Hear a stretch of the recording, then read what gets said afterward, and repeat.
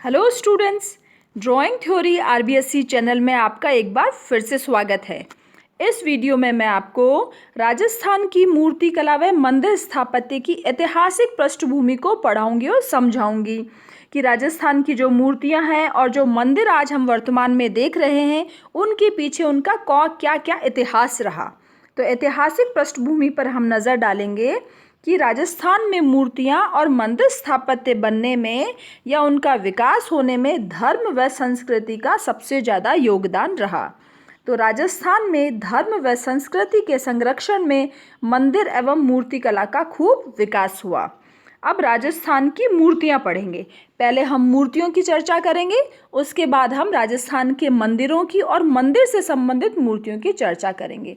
सबसे पहले हम देखेंगे कि राजस्थान में मंदिरों के अलावा भी ऐसे खुले में ही बहुत सारी मूर्तियों का निर्माण हुआ था।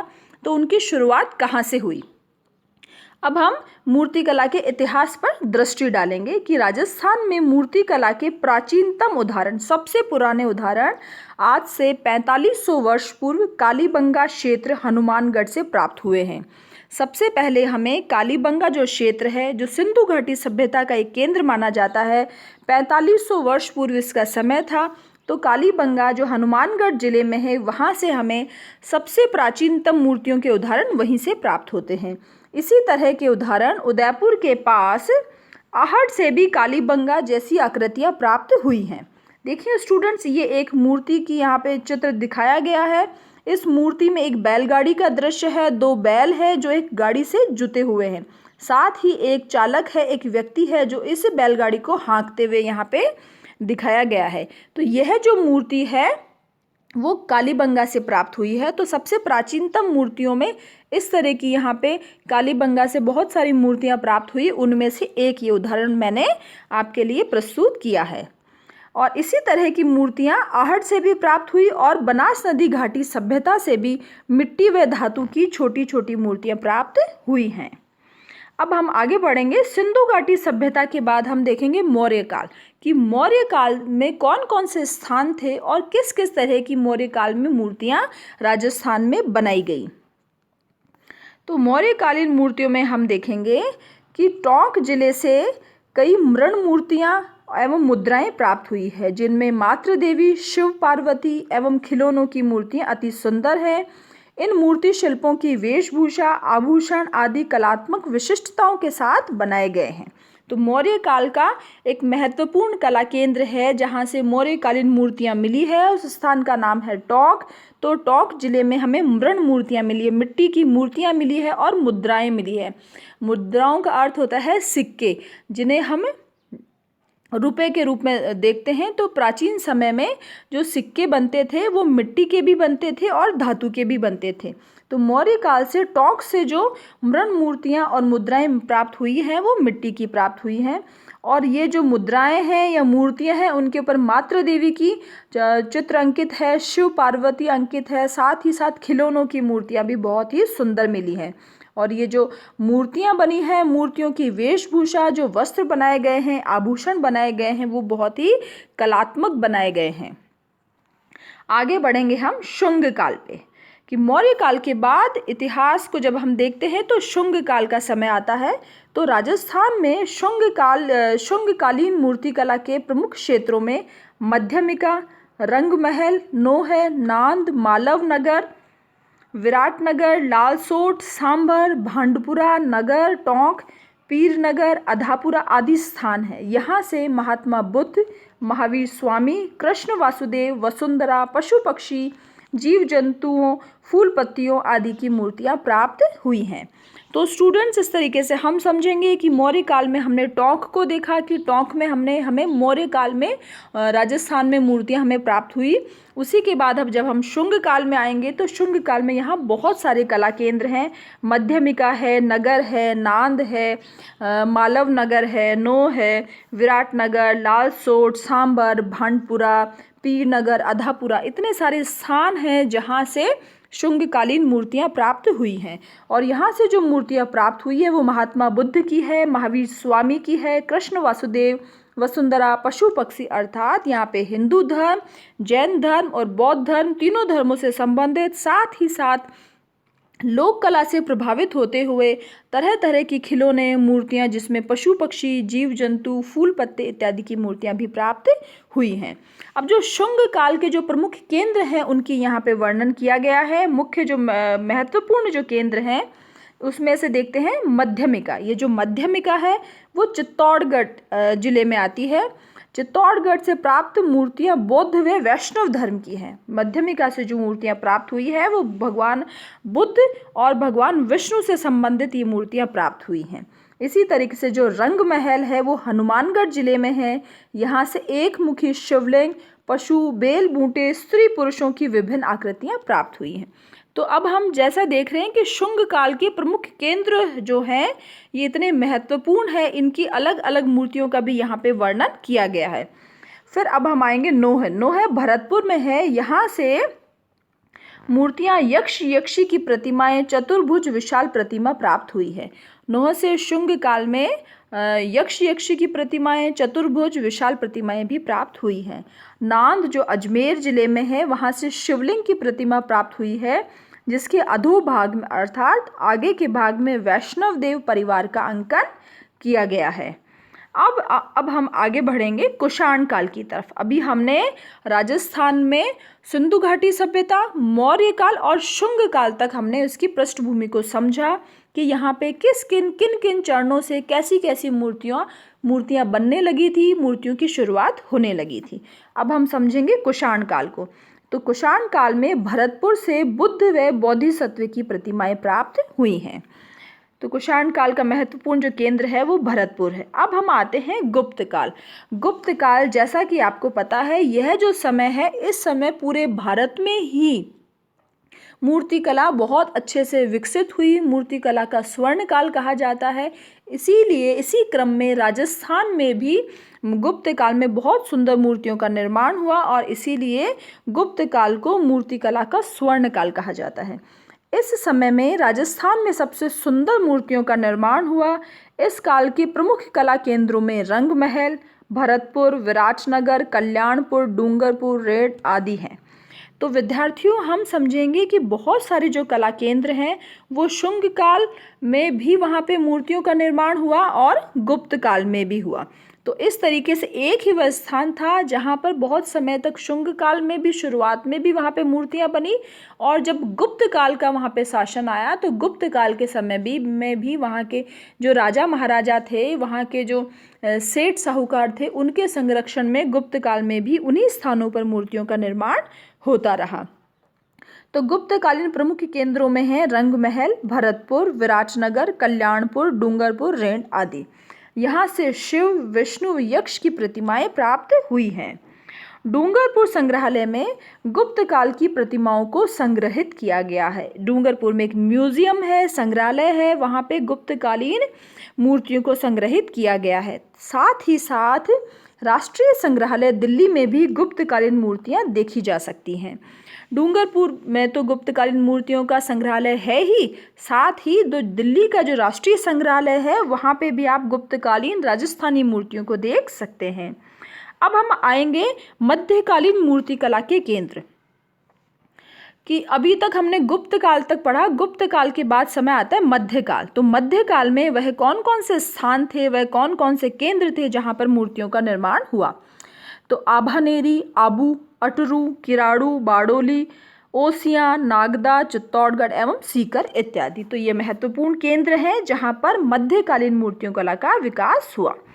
अब हम देखेंगे राजस्थान के मंदिर। अभी तक आपका जो चैप्टर है उसका नाम है राजस्थान की मंदिर एवं राजस्थान की मूर्तिकला एवं मंदिर स्थापत्य। तो अभी हमने सिर्फ मूर्तियों के बारे में अभी तक पढ़ा। अब हम आते हैं मंदिरों के बारे में। मंदिर तथा मंदिर के साथ वहाँ की महत्वपूर्ण मूर्तियाँ। अब हम मंदिर और मूर्ति एक साथ पढ़ेंगे जिससे हम स्थापत्य कला समझ सकते हैं। तो राजस्थान के सबसे प्राचीन मंदिरों में तिथि युक्त मंदिरों के रूप में चंद्रभागा झालावाड़ का शीतलेश्वर महादेव मंदिर प्रसिद्ध है। इसका तात्पर्य है कि सबसे जो प्राचीन मंदिर है राजस्थान का जिसपे तिथि अंकित है, तो वो जो सबसे पुराना मंदिर है उसका नाम है चंद्रभागा। जगह का नाम है, झालावाड़ जिला है। वहाँ का शीतलेश्वर महादेव मंदिर सबसे प्राचीन मंदिर है। उसके बाद देखेंगे मध्यकालीन राजस्थान के मंदिर। तो राजस्थान में जो मध्यकाल में जो मंदिर बनने लगे, तो मध्यकाल को हमने दो भागों में बांटा है यहाँ पे, पूर्व मध्यकाल और उत्तर मध्यकाल। तो पूर्व मध्यकाल का जो समय है वो 600 ईस्वी से 800 ईस्वी तक, और उत्तर मध्यकाल का समय 900 ईस्वी से 1300 ईस्वी तक। तो अब हम समझेंगे कि जो मध्यकाल है, मध्यकाल में पूर्व मध्यकाल में कौन कौन से मंदिर बने और उत्तर मध्यकाल में कौन कौन से मंदिर बने। तो इसी समय मध्यकाल में राजस्थान में मूर्तिकला और मंदिर स्थापत्य अपने चरमोत्कर्ष पर थी। मंदिर स्थापत्य का अर्थ होता है कि मंदिरों के साथ मूर्तियों का भी, मंदिरों को सजाने के लिए मूर्तियों का निर्माण किया गया था।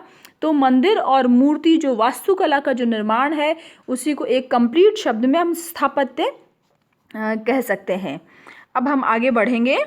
राजस्थान के पूर्व मध्यकाल 600 ईस्वी से 800 ईस्वी तक के हिंदू मंदिर।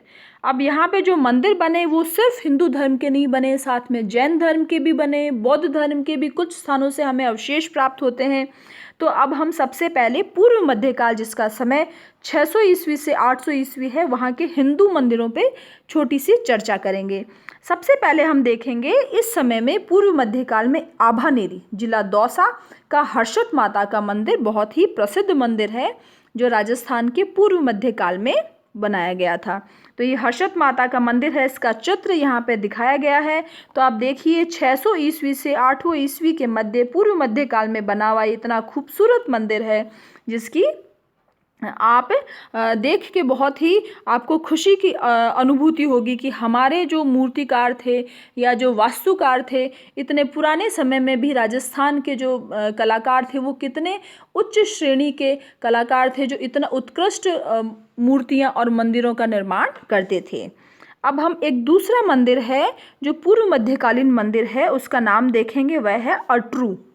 तो अटरू हाड़ौती जो क्षेत्र है, कोटा जिला है, वहाँ का एक शिव मंदिर है।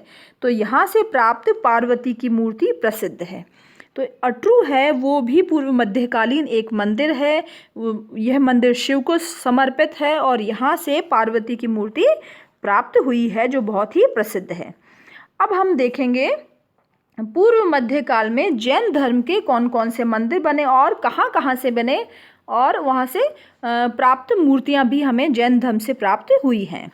तो जैन धर्म की मूर्तियाँ व मंदिर, नाडोल, ये जो ब्रैकेट में है ये मैंने ज़िले लिखे कि नाडोल है वो पाली ज़िले में है, लाडनू है वो नागौर ज़िले में है, ओसियाँ जोधपुर ज़िले में, देलवाड़ा सिरोही ज़िले में, रणकपुर पाली ज़िले में, पल्लू हनुमानगढ़ ज़िले में, झालरापाटन झालावाड़ में और केशवरायपाटन बूंदी में।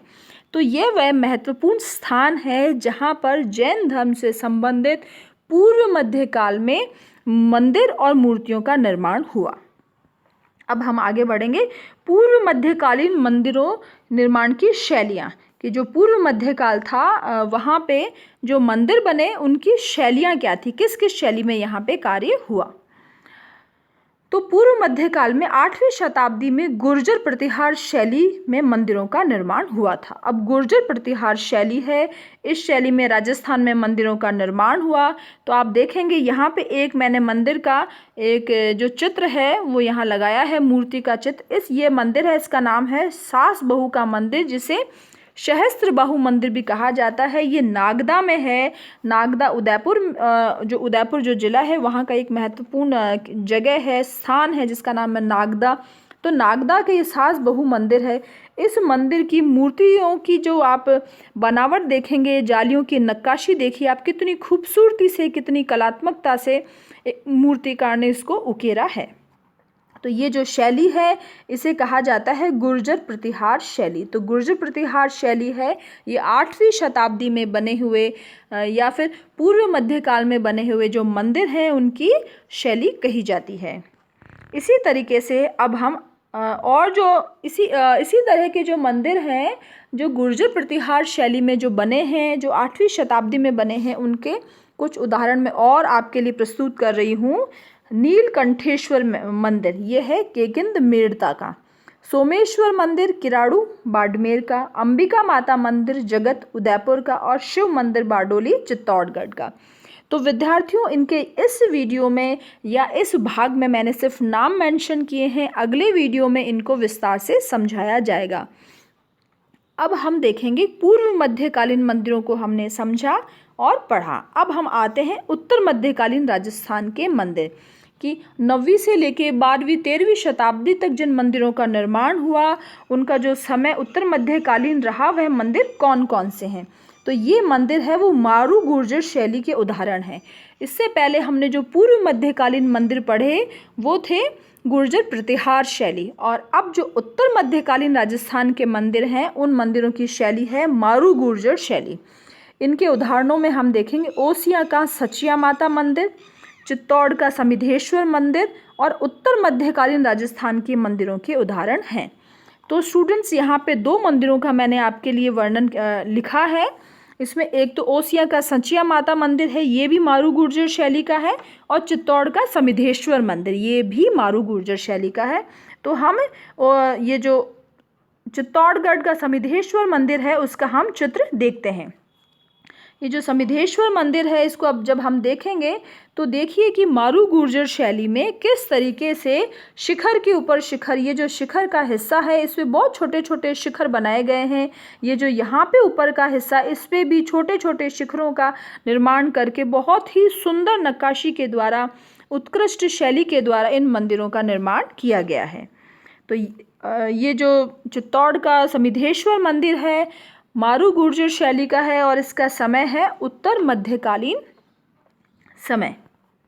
अब हम देखेंगे उत्तर मध्यकालीन जैन मंदिर। अभी जो हमने 2 मंदिरों का नाम पढ़ा उत्तर मध्यकालीन जो हिंदू मंदिर थे उनमें एक तो चित्तौड़गढ़ का समिधेश्वर मंदिर और दूसरा हमने पढ़ा ओसियां का सचिया माता मंदिर। अब हम आएंगे उत्तर मध्यकाल में जैन धर्म के कौन कौन से मंदिर बने। तो राजस्थान में जैन धर्म और हिंदू धर्म के मंदिर सबसे ज़्यादा बने हैं। तो पाली का धानेराव व सेवादी, पाली जिले का नाम है, तो यहाँ पे धानेराव व सेवादी में यहाँ पे बहुत सुंदर जैन मंदिर मिले हैं। सिरोही का देलवाड़ा और वरमान मंदिर, झालावाड़ का झालरा पाटन और चांदखेड़ी, इसी तरीके से बूंदी का केशवराय पाटन और करौली का श्री महावीर जी, ये सभी मंदिर जैन धर्म से संबंधित हैं। अब हम देखेंगे आधुनिक भारतीय मूर्तिकला की मूर्ति। अभी तक हमने मध्यकाल तक पढ़ा, मध्यकाल के बाद आएंगे इतिहास को जब आगे आगे हम बढ़ते जाएंगे तो हम देखेंगे कि मौर्य काल पढ़ा, मौर्य काल के बाद हमने शुंग पढ़ा, शुंग के बाद कुषाण पढ़ा, गुप्त काल पढ़ा, फिर मध्यकाल का पूर्व भाग पढ़ा, फिर उत्तर मध्यकाल पढ़ा और अब हम आ गए आधुनिक भारतीय मूर्तिकला। तो आधुनिक भारतीय मूर्तिकला का समय लगभग 12वीं 13वीं शताब्दी से अब तक है कि अभी वर्तमान में जो शताब्दी 21वीं शताब्दी चल रही है तो 12वीं शताब्दी से अभी तक के समय को हम आधुनिक भारतीय मूर्तिकला का इतिहास समझ सकते हैं। इस समय में जो कीर्ति स्तंभ बना चित्तौड़गढ़ में उसे भारतीय मूर्तिकला का शब्दकोश कहा जाता है। इसे विश्वकोश भी कहा जाता है, इसे भारतीय मूर्तिकला का शब्दकोश भी कहा जाता है। ये कीर्ति स्तंभ है चित्तौड़गढ़ में, बहुत ही सुंदरता से और अपनी विशिष्ट गुणों के साथ ये एक स्तंभ का निर्माण किया गया है। इसे विजय स्तंभ भी कहते हैं और ये चित्तौड़गढ़ में निर्मित है। ये आधुनिक भारतीय मूर्तिकला का शब्दकोश या फिर विश्वकोश कहा जाता है। आधुनिक कला के मंदिर, अब हम देखेंगे कि आधुनिक जो काल है 12वीं शताब्दी से अब तक का या 13वीं शताब्दी के बाद का जो समय है उसमें कौन कौन से महत्वपूर्ण मंदिरों का निर्माण हुआ। उदयपुर का जगदीश मंदिर, आमेर का जगत शिरोमणि व शिला देवी आधुनिक काल के मंदिरों के प्रमुख उदाहरण हैं। तो यहाँ पे सिर्फ 3 मंदिरों के यहाँ पे उल्लेख किया गया है। उसके बाद हम देखेंगे कि शिला देवी जो मंदिर है, शिला देवी का जो मंदिर है वो पाल युगीन शिला देवी की प्रतिमा है और जिसे राजा मान सिंह बंगाल से आमेर लाए थे। यहाँ पे जो 2 या 3 स्थानों का उल्लेख किया है, उदयपुर का जगदीश मंदिर, आमेर का जगत शिरोमणि और शिला देवी मंदिर। ये जो आमेर का जो शिला देवी मंदिर है तो ये जो यहाँ के जो राजा थे, राजा मान सिंह, वो बंगाल से शिला देवी की प्रतिमा को आमेर लाए थे और आमेर में आके मूर्ति की स्थापना की और शिला देवी के मंदिर का निर्माण करवाया था। इसी तरीके से आधुनिक काल में अन्य और जो मंदिरों का निर्माण हुआ उनमें है नाथ द्वारा में श्रीनाथ जी, कांकरोली में द्वारकाधीश जी, कोटा में मथुरेश जी, जयपुर में गोविंद देव जी, बीकानेर में रत्न बिहारी जी की मूर्तियां व मंदिर राजस्थान की आधुनिक मूर्ति कला व मंदिर स्थापत्य के बेजोड़ नमूने हैं। स्टूडेंट्स, इस तरीके से आपका ये जो चैप्टर है उसका पार्ट जो 1 है राजस्थान की मूर्तिकला एवं मंदिर स्थापत्य की ऐतिहासिक पृष्ठभूमि, ये कंप्लीट होता है। अगले वीडियो में मैं आपको ये जो मंदिर हैं, इनके जो महत्वपूर्ण मंदिर जो आपके सिलेबस में है उनको मैं विस्तार से समझाऊंगी, चित्रों सहित उनकी व्याख्या करूंगी और महत्वपूर्ण प्रश्नों को भी आपके लिए तैयार करूंगी। आपको मेरा ये वीडियो अच्छा लगा तो आप इसे लाइक करें, शेयर करें और सब्सक्राइब करें। हमारा जो ये चैनल है ड्राइंग थ्योरी आरबीएससी आगे भी आपके लिए बहुत अच्छे अच्छे वीडियोस लाता रहेगा जो आपके सिलेबस के हिसाब से, आपकी बोर्ड परीक्षा के हिसाब से आपको मदद करेगा। हमारी जो वेबसाइट है www.drawingtheory.com, यहाँ पे आप जाके पुराने जो वीडियोस हैं उनके नोट्स भी प्राप्त कर सकते हैं, पीडीएफ फॉर्म भी प्राप्त कर सकते हैं और वहाँ से क्वेश्चन बैंक भी प्राप्त कर सकते हैं। आपने वीडियो इतना ध्यान से सुना, अच्छे से पढ़ें और बोर्ड परीक्षा की तैयारी करें। Best of luck. Thank you very much.